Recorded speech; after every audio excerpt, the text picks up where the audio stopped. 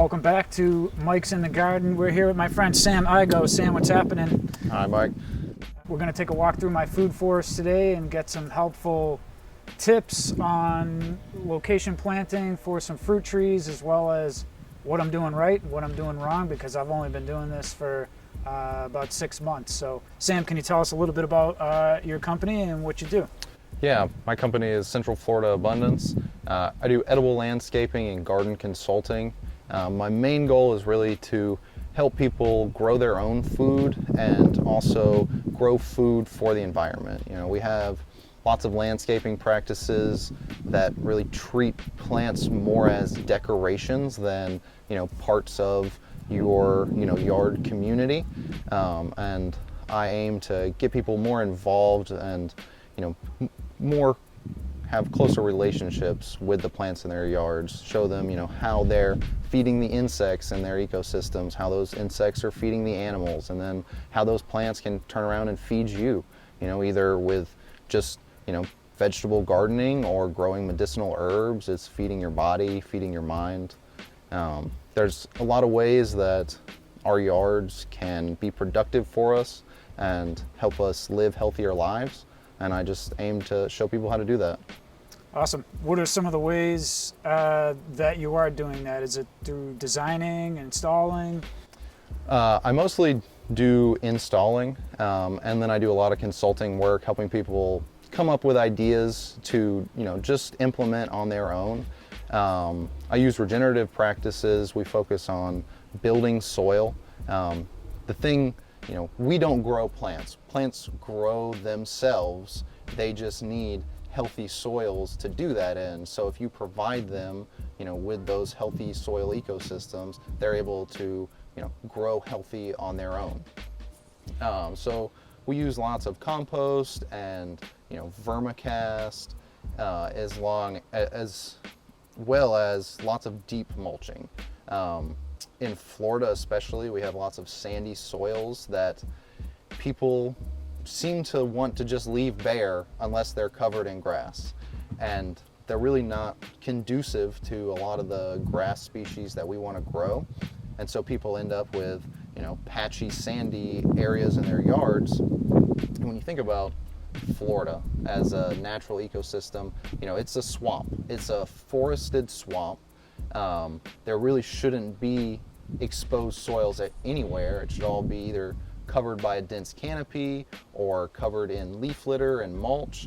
And so through my landscaping practices, I try to emulate, what Florida soils, really want and what makes them healthy, because there was a lot of plant life here before we started building subdivisions and trying to, install all these plants from South America and Southeast Asia just because they're pretty. And a lot of the time we plant them because they don't have pests. That's a big thing that you'll see, is that, these plants are pest resistant. And really what that means is the native insects in your ecosystem are not able to eat them, and that may sound like a good thing, but then those insect populations start to die off. You have, overwhelming populations of insects eating the few natural plants that are left that they can, actually eat. And so, when you integrate lots of native species into your yard, there's a much more broad palette for those insects to, munch on. And at the same time, these native plants are evolved with these native insects to not be decimated by them. They have immune systems and safety mechanisms. They have evolved toxins in the leaves or different fragrances that can ward off insects at certain times. So they feed the insects, but without detriment to the entire plant. And it's that kind of balance that I really want to show people, that you can have that in your yard. It doesn't have to be, I want to grow vegetables, and to do that I have to spray them with pesticides and herbicides because I'm just fighting nature, because nature wants to find that balance. And a lot of our landscaping practices are very out of balance with what nature wants to be. And when you work with nature and its natural processes, things become a lot easier. You know, sometimes you can't end up with those same, you know, pristinely manicured aesthetics that some people hold very dear. But when you just kind of adjust your viewpoint a little bit and are able to see the beauty just in the natural processes, you know, that's the ideal landscape. You know, just us coexisting with nature. Yeah, 100%. Can you talk a little bit about your background, how you got into food forests and permaculture? Yeah, it's an interesting story. I consider myself a scientist, and you know, I'm always looking for answers. And a few years ago, I started getting into health and nutrition and trying to find good, clean sources of food, you know, for myself and my family. And that taught me a lot about, you know, how our food is produced on industrial agricultural systems, and kind of repulsed me, honestly. And I was like, well, I don't really want to eat that stuff anymore. So I just went on this search for how to get good, clean food. And what I found is, you know, the best food is things that are grown locally, the things that are growing that time of year. You know, they're fresh, they have the highest amount of nutrients and, you know, vitamins, and they're the things that your body needs those times of the year. But organic food is really expensive to buy, you know, at a grocery store, if you can find it at all. And so that just pushed me to start gardening on my own. And there was a lot of exploration through that process. And at the time I worked a normal full-time job for a corporation, so I didn't have too much time. So I was looking for easy, you know, less intensive ways of producing a lot without having to become a full-time sustenance farmer. And then that's really what turned me on to perennial gardening.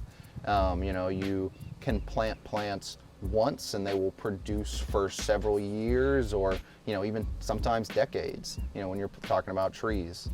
But in the back of my mind, I was still, you know, I was focused on myself and my nutrition, but I had this idea that gardening could be something that was not only beneficial to the person doing it, but also beneficial to the ecosystem around them. Sure. And, you know, some gardening practices are not beneficial to the ecosystem. You know, it can be very toxic. You know, there can be a lot of harmful chemicals dumped onto your food, and that isn't great for you, but it's terrible for the soil ecology and, you know, the other organisms in that ecosystem. So I started learning about regenerative growing, and really that tied right into the kind of perennial gardens, you know, having complex root dynamics in the soil. Regenerative agriculture focuses a lot on building soil and doing that through, you know, diverse crops mixed in with perennials and annuals, just to mimic natural environments, because that's what, you know, a forest or a meadow or any kind of ecosystem, it's dynamic. You know, almost the soil is entirely covered by either living or dead organic matter. There's lots of different species, you know, living in close proximity. And really what recent research has found is plants develop relationships with each other that are far beyond our understanding. Sure. And it's something that gardeners have started to pick up on with companion planting. You know, they've realized planting, you know, basil next to tomatoes makes the tomatoes have a more full taste to them, and they also make them more resistant to some types of pests. You know, and on the other end, fennel, which is a great herb, but if you were to plant it around other crops, it has compounds that it releases from its roots which suppress the growth of other plants around it. And so, at that time, if you have a pepper plant next to your fennel plant, the fennel's going to do great and the pepper's not going to grow at all. And just observing that from a top-down layer, you wouldn't really know what's going on until you start learning about, the relationships that these plants have together. So, that's really how I got into gardening, just with a fascination of plants and, what they do, how they work, and, the abundance that they produce for us. Excellent, I love it. Well, I definitely want to take a walk around and start figuring out how I can make this my perennial food forest. But before we do that, Sam, tell everybody the best place they can find you if they're interested in your consulting. Oh, you can look up Central Florida Abundance on Instagram or Facebook. On Facebook, it's just Central Florida Abundance. On Instagram, @CF_abundance. And that's my full portfolio, all the pictures of the jobs that I've done. And yeah, reach out to me, send me a message, and we can get something growing for you. Excellent. All right, let's take a walk around.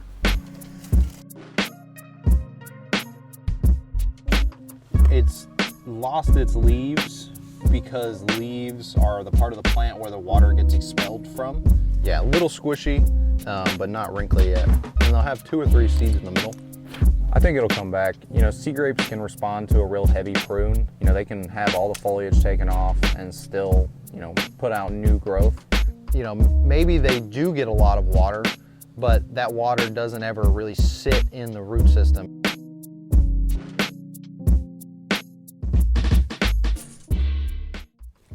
Sam, I appreciate it very much. If you could, please tell everyone the best place that they can find more of you and if they want to hire you for your services. The best place to reach out and see some of the projects I've worked on is Instagram. You can find me at @CF_abundance. I also post on Facebook, and I answer messages off both the platforms. And so give me a call and we can set up a consultation. It's been a pleasure, Mike. Appreciate it again, my friend. Thank you much, Sam. Absolutely. Thank you for watching Mike's in the Garden. To check out all of our clips and videos with our walk and talk with Sam Igo from Central Florida Abundance, click on the link in description below. We have a whole playlist. And please feel free to comment with any questions. Reach out to Sam. And please like and subscribe. More great content from Mike's in the Garden and my Central Florida Food Forest. Peace and love, everybody.